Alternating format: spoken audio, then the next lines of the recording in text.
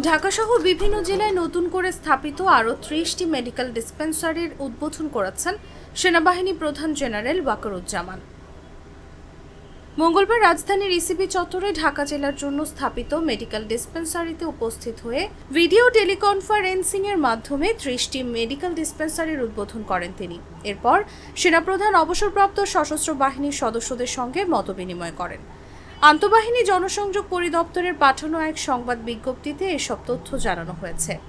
ISPR জানায়, বর্তমানে সশস্ত্র বাহিনীর অবসরপ্রাপ্ত সদস্যদের কল্যাণার্থে এরই মধ্যে বাংলাদেশ সশস্ত্র বাহিনী বোর্ড কর্তৃক সেনাবাহিনী, নৌবাহিনী, বিমান বাহিনী এবং সেনা কল্যাণ সংস্থার অর্থায়নে দেশের বিভিন্ন জেলায় ৩১টি মেডিকেল ডিসপেন্সারি পরিচালিত হচ্ছে। আজ আরও ৩০টি নতুন মেডিকেল ডিসপেন্সারির কার্যক্রম শুরুর মধ্য দিয়ে দেশের ৬১টি জেলায় অবসরপ্রাপ্ত ১,৫৫,২৬৪ জন সশস্ত্র বাহিনীর সদস্য ও তাদের পরিবারবর্গের চিকিৎসা সেবা পাওয়ার বিষয়টি আরও সহজতর হবে। এছাড়া সাম্প্রতিক সময়ে অবসরপ্রাপ্ত সশস্ত্র বাহিনীর সদস্য ও তাদের পরিবারবর্গের চিকিৎসা সেবায় সিএমএইচগুলোর সক্ষমতা বৃদ্ধি, প্রাইভেট হাসপাতাল নির্মাণ প্রকল্প প্রক্রিয়াধীন রয়েছে। এছাড়া অবসরপ্রাপ্ত সশস্ত্র বাহিনীর সদস্যদের রেশন ভাতা বাড়ানো হয়েছে।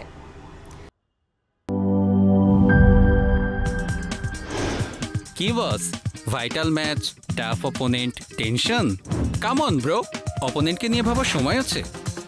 আসল অলরাউন্ডারের কাজই তো হলো যে কোনো টাফ সিচুয়েশনে টিমকে অলরাউন্ড প্রোটেকশন দেওয়া।